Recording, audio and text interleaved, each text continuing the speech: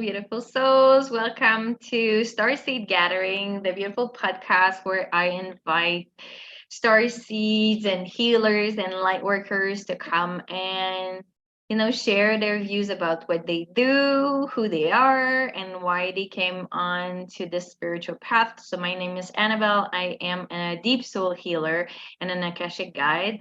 So I love to support people in clearing any blocks they have in whatever they want to experience in their life. So I do use a lot of light language when I do my healings.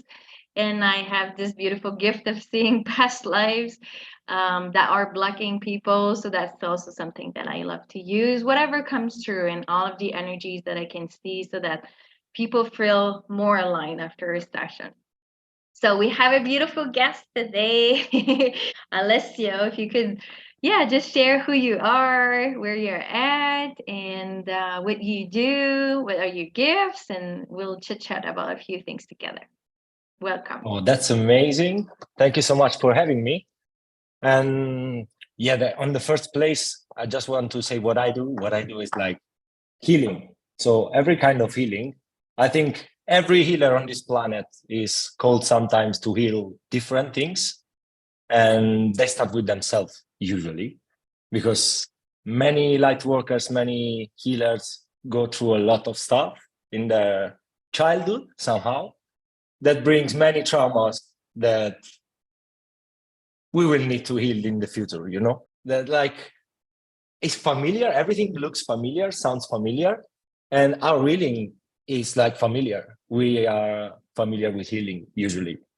I talk in general because I don't really like to talk about me and from that perspective. But yeah, in what I say in general, there would be a lot of things that I've been through. Every person, since when I'm a kid, comes to talk to me. So I had to help other people to fix their problems. It feels really amazing being part of this process. Even when people say thank you, just for 2 words that you said, is the most fulfilling part, I guess.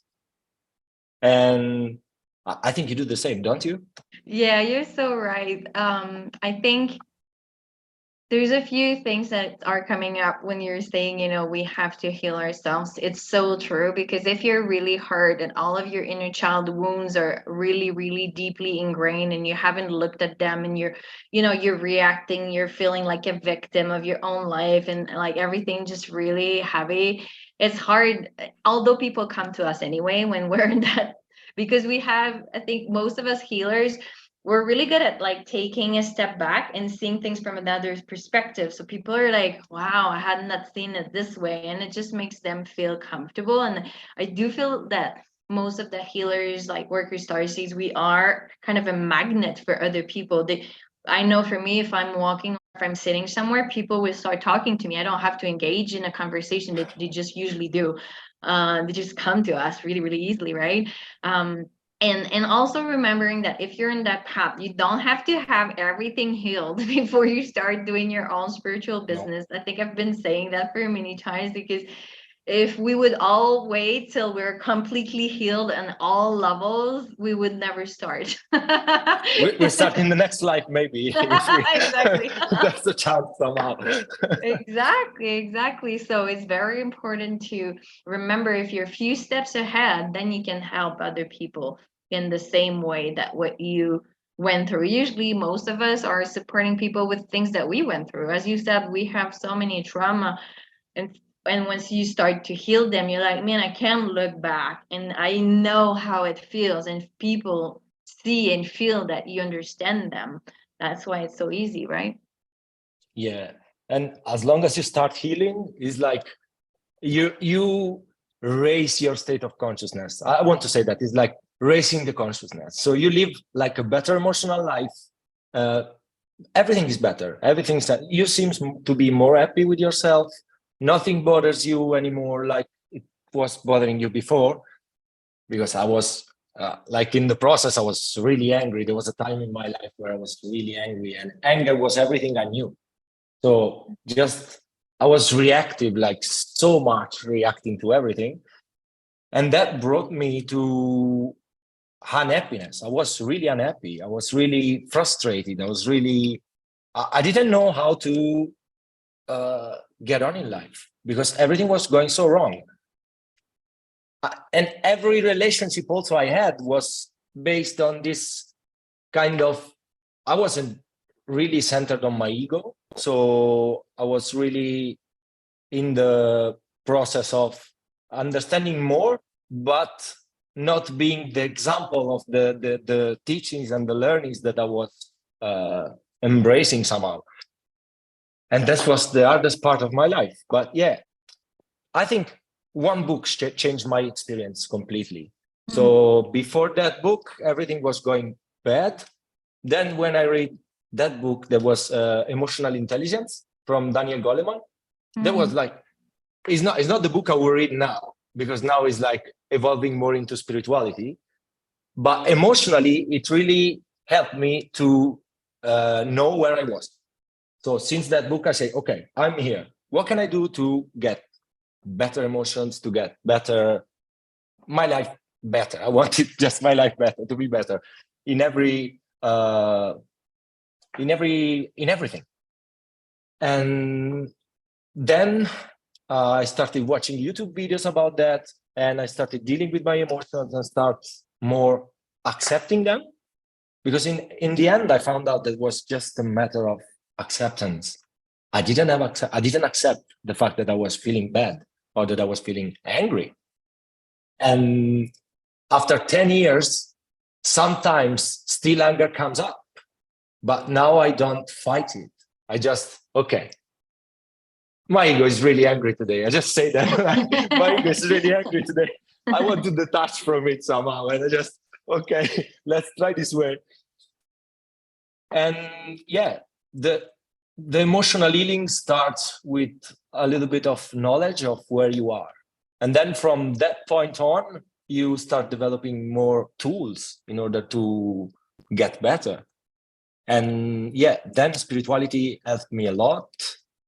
Since when I found out about a book, another book that saved my life, that I will say, that is Autobiography of a Yogi. I had the audiobook, and so I put the audiobook in my car, and for 3 years I was just listening to it. Every time I was driving, that was coming, and that really transformed my experience in a most powerful way, because I started meditating, I started more going into yoga, and so even my health started to get better in a while. But yeah, it helped me from the most difficult part of my life. So I've been through depression, like really hard depression, that now I realized that was my dark night of the soul in a while. It wasn't just depression, it was everything was dropping off from my life.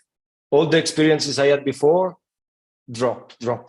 I dropped people, I dropped friends, I lost money, I did a lot of stuff altogether that came combined and made me feel like I wanted to die. I seriously say, like, why is happening to me? It was staying for like a really long time and I wasn't accepting, so I was fighting it. So it was worse than worse than worse. And then I found out about Reiki. And I said, okay, I was a natural born healer. I did Reiki before I knew what Reiki was. And that helped me. The 21 days I did on like myself, Reiki to myself, self-Reiki, I call it. That really allowed me to start embodying new emotions and like let go of the past, let go of what I've been through, and let go of the thinking, the negative thinking that was around that. I was feeling guilty for it. I was feeling guilty because my life wasn't unfolding the way I wanted it to unfold. Yeah. And so you should tell me, how was your healing journey? Like, well, I had many things, but I can so relate to the fact that as much as you repress your emotions and you're like, no, I don't want to feel that. No, I don't want to be in that state. I just don't. Inside of you, it builds up and then it wants to explode. However, it's gonna explode. It's just a matter of time. You shall see. So for many years, for myself, it was a lot of trauma when I was younger, you know, dysfunction in my family. And I built up all of this trauma that I kept inside, like thinking that because I was not looking at it, it wouldn't do anything to me, which was not, which was not what was happening. So I used drugs, I used alcohol for a long time. And then at some point, I did also have anxiety and depression, which turned into a PTSD.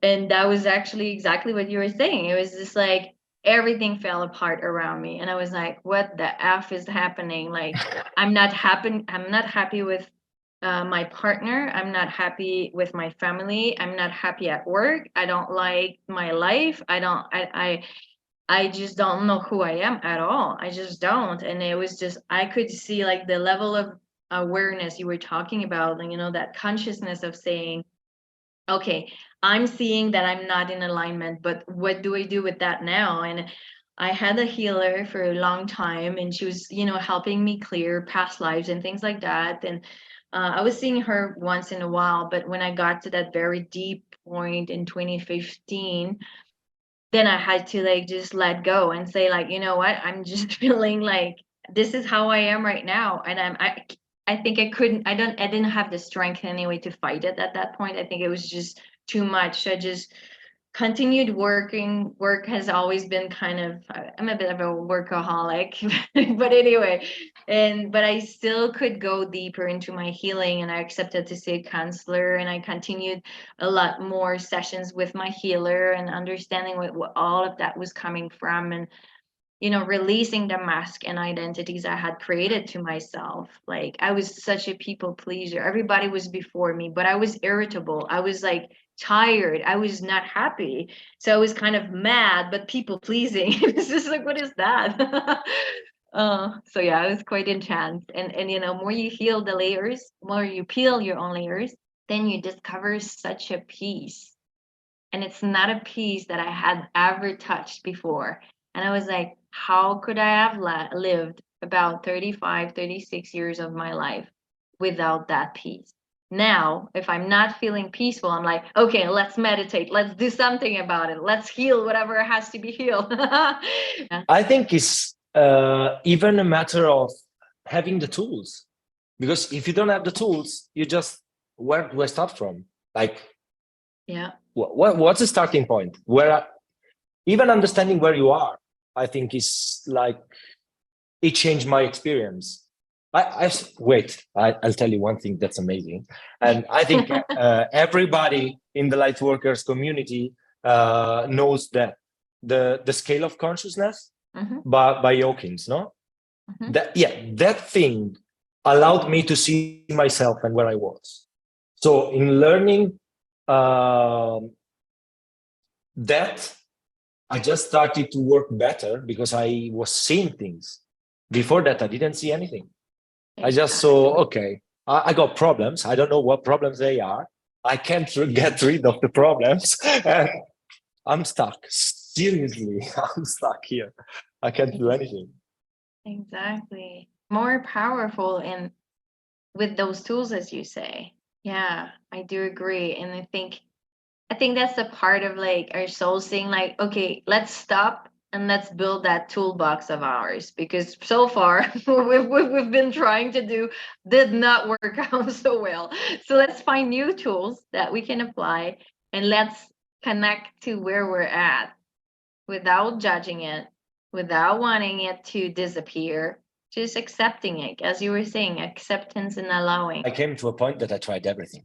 Inner child meditation. I was trying every kind of yoga, every kind of kriya possible, every kind of, I don't know. I just tried everything. And in the end, I found my perfect routine.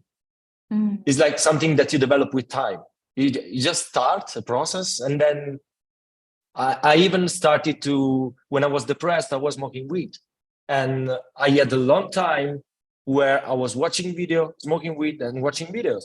But that watching videos was having more knowledge about spirituality. And in the end, what I was seeing as bad, as like smoking, you see that as bad, for me was the catalyst to the big growth I had. Without that, I couldn't come here, and I couldn't speak today about that, because somehow it gave me the knowledge I needed. Because also you need also knowledge. I don't think it's just a matter of stuff. You need some knowledge. You don't know where you are, you need to find out somehow. You don't know what shadow work is, you need to find out. You don't know what, that's the tools I'm talking about, that I would really like to share in my journey as a coach, as a healer, because it's the only way, the only things that are working. Like what worked for me, at least it worked for me. So I know that could work for everybody in a different way, maybe, because everybody is unique. I like really recognize that uniqueness. And so that's why also I don't really went to a psychologist, because they have tools that are there since ages.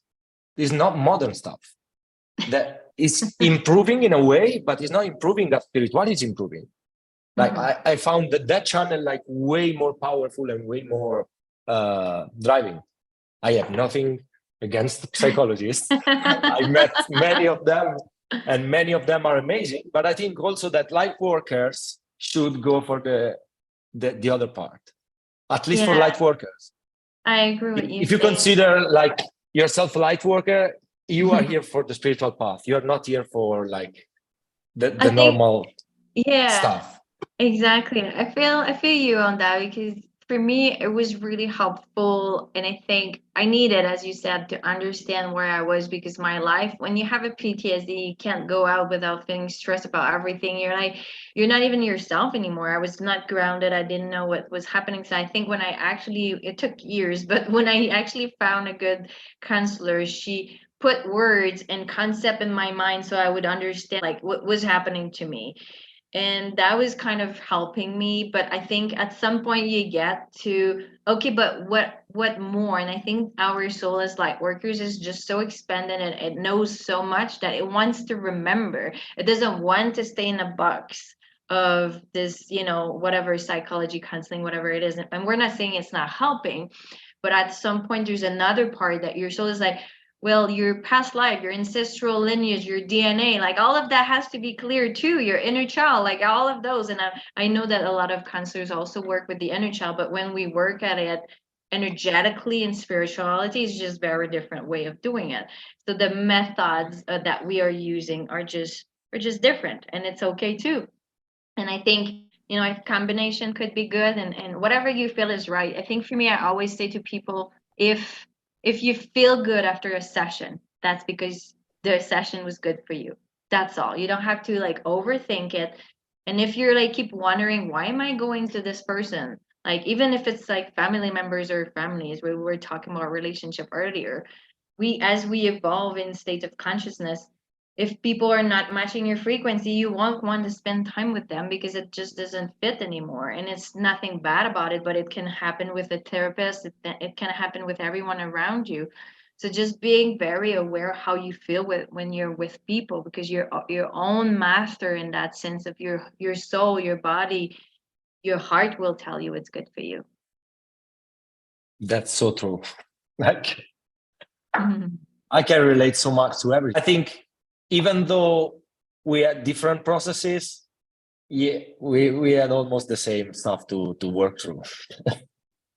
Yeah, and it's not judging it, but I think it's allowing whatever has to happen for the best of everything for you, and just remembering that however you feel, if it's good for you, you will want to continue. And if you're having this little voice that says, I don't know, maybe I'm ready to move on, well, maybe you are, and it's okay too. Maybe there's something wrong. I don't know what it is, but maybe I'm doing something that I shouldn't do. Well, at least listening in, right? I think that's all of those beautiful challenges. I say beautiful because now I feel they are beautiful. When I was in there, I was not feeling they were beautiful at all, but now I can say they are. Is like, what is your inner voice telling you? Because we spend what 3/4, if not 80% of our life never listening to it. So what is it that is telling you? You have to listen in, and you can't listen in if you're working 100 hours per week, and if you're never meditating, and if you're never stopping to be with yourself in nature and things like that, like you need to stop and listen in. I can tell you that after 3 months, I was living like for 10 years in a small town. I went to a city right now, and I've been 3 months there, and I kind of needed to be alone. I said, like, I really need to go home and stay 10 days alone. I don't want to see anyone. I just need my space, my time. I need to listen to myself. Because otherwise, I mean, I do it every day with meditation practices and stuff, but I felt was not enough. You know, when you feel that is not enough, you need more. And so I said, okay, I will go back and let's see what happened. And I'm really, really enjoying this time I took for me. Sometimes we feel like guilty, like about taking time for ourselves without realizing that we truly need it.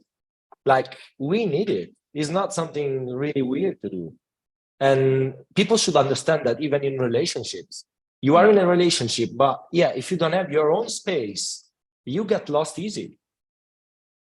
You really get lost in the other. You are not listening to yourself anymore. You're just giving yourself away without preserving something that is your uniqueness.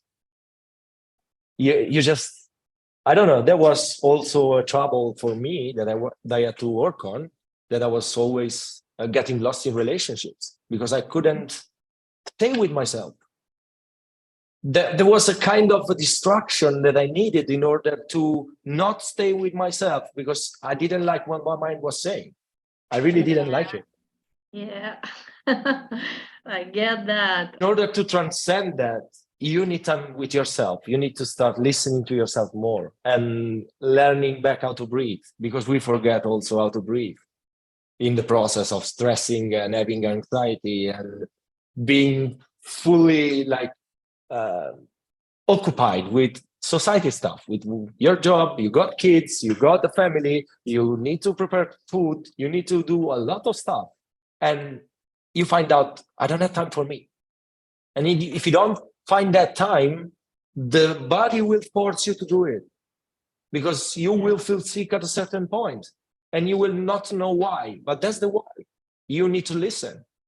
The body's telling you, like, listen to me, I'm telling you something, you need to rest. And also depression, I take it as a rest. You need to rest. You have been through a lot of stuff, a lot of trauma, a lot of bad things that happen, and somehow that time of depression is kind of an old version of you that dies and a new version of you that is born. So you need that time in order to relax, rest, do your passions, do what you like, even though if you feel like dying every day, because sometimes you just feel like dying every day. And so when they tell me what will be like the most important advice you would give to people that are facing depression, I said, like, train yourself, go to run, go to shake your body, because if you shake your energy and your energy doesn't leave so much there that you are able to get it out somehow, it will improve your life. It will improve your conditions in that moment. And that moment of seeing a little bit of light will bring you more chances to continue the process with faith, believe that it will happen somehow. And also, I want to say, sometimes we don't see the end of the tunnel there when we are there, but there is the end. And maybe you will witness that end in 6 months, in 4 months, in 5 months. You need time. Take time and accept what is happening, because it's happening for a reason. Yeah. So I base my life on acceptance in a way. What do you think about acceptance? It's beautiful. I really agree. It's like, I think when we're in that phase, really depressive state, I think we're just filled of all of those negative thoughts, and we have no idea how to take them out. And we don't feel like nothing, right? We don't feel like going out. We don't feel like seeing people. We just want to be in our own little cave and never go out again. But you're right. I think once we learn that energy, is when energy is stagnant, it creates illness. It can create an illness in your mind, in your heart, wherever in your body. It has to move. So I think it's very important. And allowing the acceptance to exist is such a relief for the soul, because then you're just, well, this is how I feel right now. And I'm not attaching to it to say I'm going to be mad all day. But I can accept that at this present moment, I'm frustrated because of whatever happened. And I just allow this emotion to go through without being me. It's not me. I'm not this emotion, but this emotion is sending me a message. Maybe, I haven't listened to myself, and maybe I was rushing, and maybe whatever. It has a message for you, but if you're blocking it and you don't allow it to exist, it just builds up somewhere inside of your energetic field and it just stays there. But if you allow it to exist and you're just saying, okay, this is why. If I had not rushed, if I had taken my time, if I was waking up a little earlier, maybe I wouldn't have had that feeling. So it's just all of those emotions, they just have information about something that maybe is not super aligned with what we are, or they just need to be expressed. Because I know for me, anger was not something I could express at home. Never. Like, there was a few people there that could be angry all the time, but I was not part of that group. so like, just accepting that I was angry after, and that it was okay, and not repressing it was a big learning. That I don't have to be always, Annabelle, happy, excited, and funny. Like, I can also have my moments where I'm quiet, where I'm frustrated and angry, and it doesn't define me, because we're all human and we all have emotions in different ways. Even if we don't accept it, we have them. Yeah, exactly. Exactly. But yeah, I think the path of acceptance will lead to peace in a while. Maybe you need time. Maybe you really don't accept what is happening right now. But yeah, we can change just how we face that. We can change what is happening. So this is really important, like to not think that this thing is going to go like forever. It's not going to go forever. It's a process. It's just maybe small, for someone else it's longer, but it's a process. And as a process, will finish and something will change. So acceptance brought me there, to accept when I'm angry, accept when I feel sad, because sometimes you don't know why, but something comes and you don't feel really happy. It can happen, but don't blame yourself for it. It's like life goes like cycles, Mm-hmm. So we go ups and downs. Maybe we got some really, really down sometimes. But then we go up. We go up. And the next time you will not fall that far. You will fall a little bit less. And that little bit less will give you the courage to go up again. And so the cycle will be more acceptable in a way. Yeah. But yeah, everybody is at this point and have to make peace with this point. If you don't make peace with where you are, it will be really hard to go farther. Because you waste so much energy on fighting that you don't have energy to raise yourself. And the same as you were saying before, as the people pleasing stuff, no? We all do that. Light workers do that in general.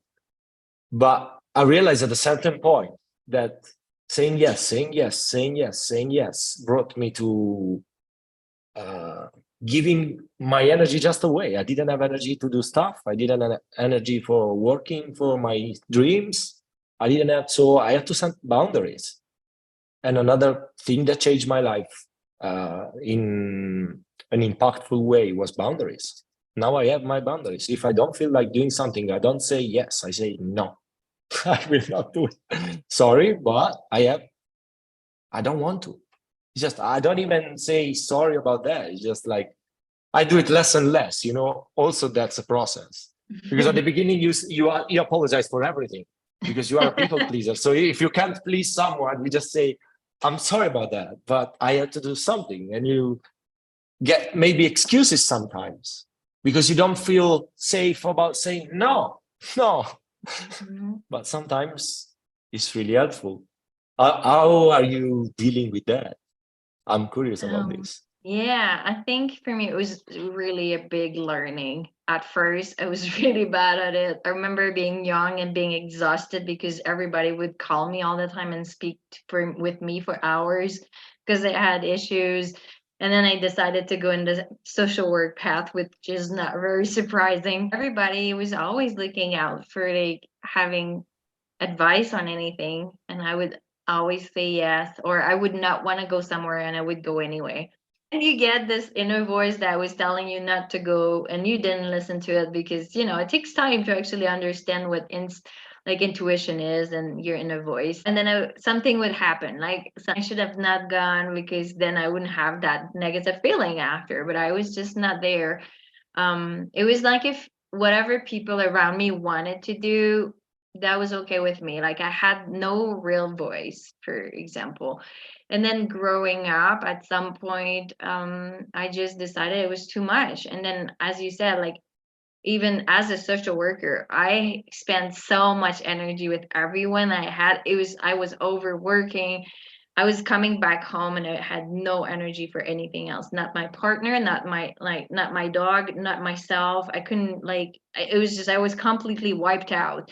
So like seeing that, the PTSD for me was probably like the breaking point. As you said, like I was not listening to my body, I was not really sleeping well, and I was not setting boundaries. So at some point, like the body was like, okay, let's do something so that she understand what's happening, and then I Shut down. started it. Yeah, we shut down, and then I was like, okay, like what do I really want to do? And then just starting to have these questions, like, do I really feel like going there or not? Like I had never asked this question to myself because I was like, if somebody invites me somewhere, I'll say yes. There was not even like I'm gonna check in with myself. Like there was none of that. So right now, whatever is happening, usually right now, depending what it is, I wait the day of or the day before I say yes completely because I don't know. Like maybe I'm not gonna feel like going, or maybe I don't want to do that, or I don't want to commit myself to everything like I was doing before. So like commitments, unless it's a friend that comes from somewhere else, then I mean obviously I was gonna say yes to see them. But if it's like a usual invitation, and I'm not sure at that date I'm gonna be okay, I'm just saying, well, we might just let's confirm the day before. And that goes well for me. So then I have this room to say, you know what, finally I don't feel like, or yeah, I really feel like doing it. So starting to do that, and as you were saying, just giving time to myself. Because I was exactly like you when you were talking about like not being able to stay alone with yourself. This was me for like over 35 years, and I was like, I can't be alone, I don't want to be alone. So I was always here and there, always moving, always doing something, always with someone. If I had a partner, we were always together, and it was just always busy, busy, busy, busy. So when now if I don't have that time, it's like my me time is priority now, which it wasn't for like so many years. Yeah. That's amazing. That everybody at a certain point will find out a way to take their boundaries. Otherwise, life goes like really bad. Something will go bad and wake you up about the fact that you can't say yes to everybody. Yeah. Otherwise, yeah, we got limited energies, So we'll be here for a short period of time, and we have to take that time to really do the work, I think. The inner work, at least for me, at least for my Exactly. part. Exactly. Yeah. I mean, if you want to heal, you have to be willing to go there. And sometimes it's not really easy to go there Yeah. because the ego doesn't want to go there in reality. It's like waiting and protecting you from that trauma again. Like, I don't want to live that again. You really don't want to do that again. But if you don't do it, your life goes in cycles that are repeating themselves. So the same cycle will come up, the same cycle, maybe different situation, but the same pattern will come out until you don't heal. So life will be always there to show you what is going wrong. And you have to take it as, okay, what life is telling me right now. why is everything going so wrong? What am I doing wrong? And then go back and see what the trauma is and try to heal it in a way. And go there, sit there with it, and crying if you need. And that's what I call deep shadow work. But many people need a guide because it's not really easy to do alone. You have to be really willing to go there alone. It may feel scary, overwhelming, but once you did it, you free yourself. You like, once you do it, you just, I don't know, it's like I had the stone on my back. I was carrying a big stone. And then after shadow work, the stone was really, if not disappeared, was really, really light. So Yeah. I don't know. Can we give some tips to the people who are listening? Having a healthy routine was paramount. Like, how much time would I exercise? How much time would I meditate? How much time would I actually be watching TV or not? Like, how much time would I actually just reflect on myself? How much time would I want to be with people, surrounded of people? And how much time do I want to work? And those questions are very important. It's not like as you were saying, we have a limited amount of energy. So how, like, having, okay, like, for example, I'm doing this and this activity and it takes some energy out of me, but I'm going to go outside and have a walk by this beautiful lake and it's going to fill it up. And then I'm going to be, I don't know, I'm going to be helping a friend because they're not feeling good. Okay, it's going to take a little bit of my energy, but then I'm going to meditate and I'm going to stay, like, so it's like, what is your own balance? And it's different for all of us. As you were saying, we are so unique.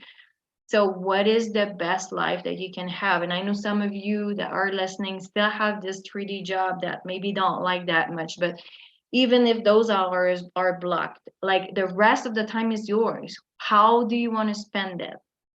And when you're working, are you in your mind? Are you in your heart? Are you breathing, as you were saying? Are you connecting to what's happening? Do you ground yourself while you're at work so that you don't feel unbalanced all the time?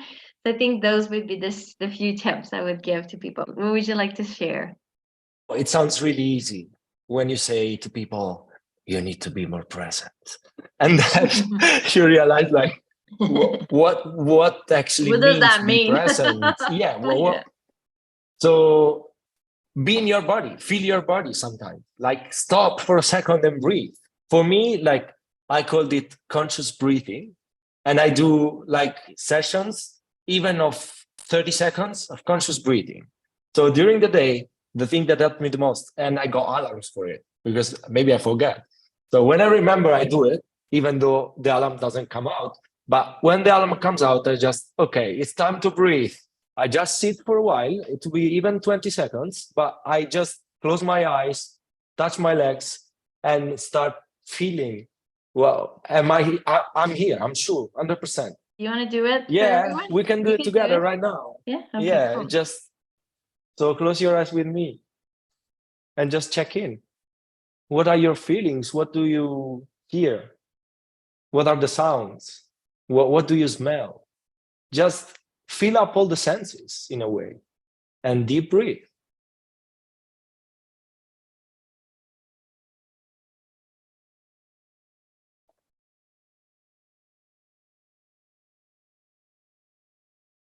And then, as I took 2 deep breaths, I just continued to do what I was doing. You don't need to do it like 1 hour. Doesn't have to be that long to work. Because people think about meditation and they just don't start meditation because they think they have to stay 40 minutes like a guru, like a yogi sitting down. Like, it's not, you don't start from 40 minutes. I started with 1 because my mind after 1 minute was getting mad. So I had to really start from 1 minute, and I tried 1 minute a day. And then I felt like, what if I try more? And I tried 5 minutes. And then I tried 10 minutes and then 15 minutes. And now I'm able to meditate 20 minutes. Easy. It's not the problem right now. But also the environment you are meditating in should be clear, a clear space. Because if you don't have a clear space, that you got, like, you can't really meditate at work, I suppose.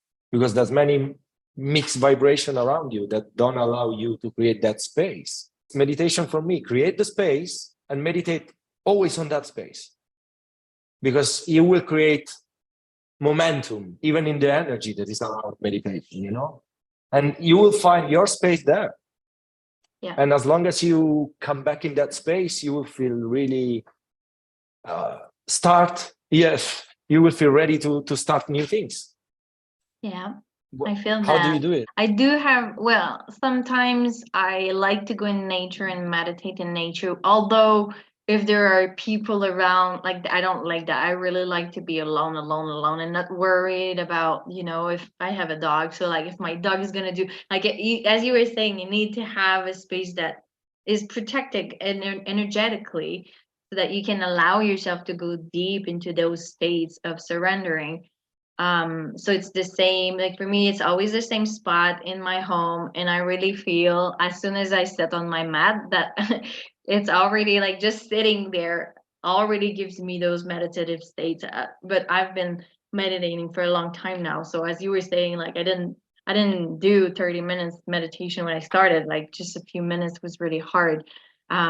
But then, as you were saying, what I really feel is that the energies are anchoring in that space in your home, and it creates your own energetic place to recharge, to get answers, to get insight, to connect with your angels, your guides, whatever, your higher self, however you want to call it, so that you recharge yourself. Like I really see it like a our phone. We're like charging the phone. Well, we need to charge our beautiful energetic bodies too. That's so useful. Create your own space and do it there every day. That's so fundamental. Important, like really important. Because I noticed also that the first time I was going 1 week, the first week in Barcelona, I was trying to meditating at the hostel, but I realized You did that not say, you did not tell us where you were at and where you're from. You forgot that part. Yeah, I'm Italian. I moved to Barcelona since 3 months. And the first week I was in the workplace in Barcelona, actually. I don't want to say the name, but yeah.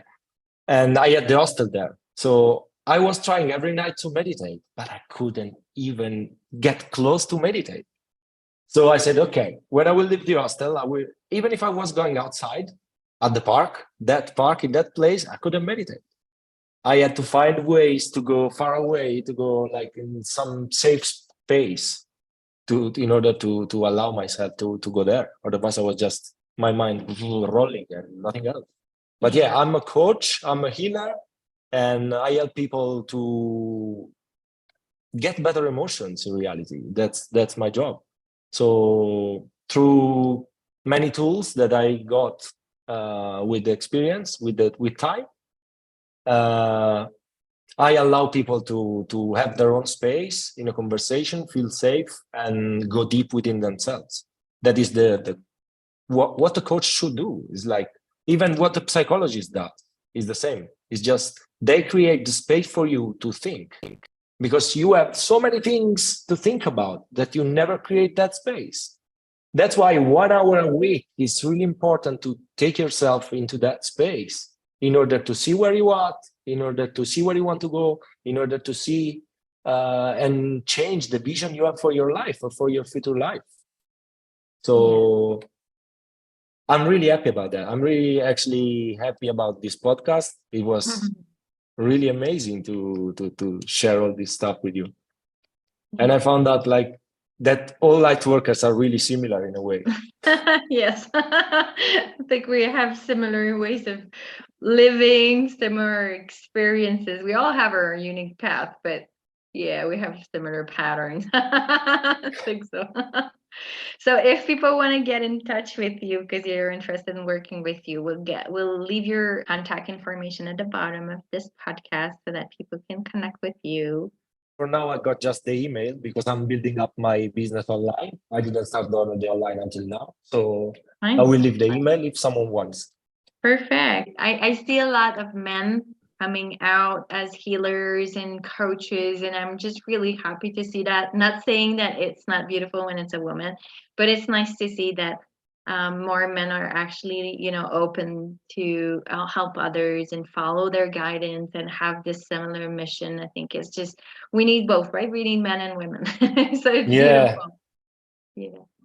we need both. We need everybody to step out and heal.